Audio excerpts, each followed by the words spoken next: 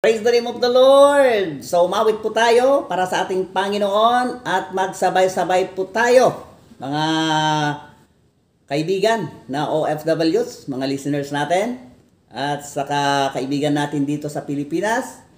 Kantahin natin itong kanta para sa ating Panginoon. Yan.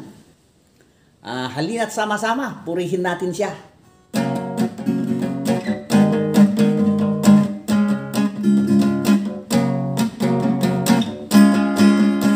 Halina't sama-sama, purihin natin siya.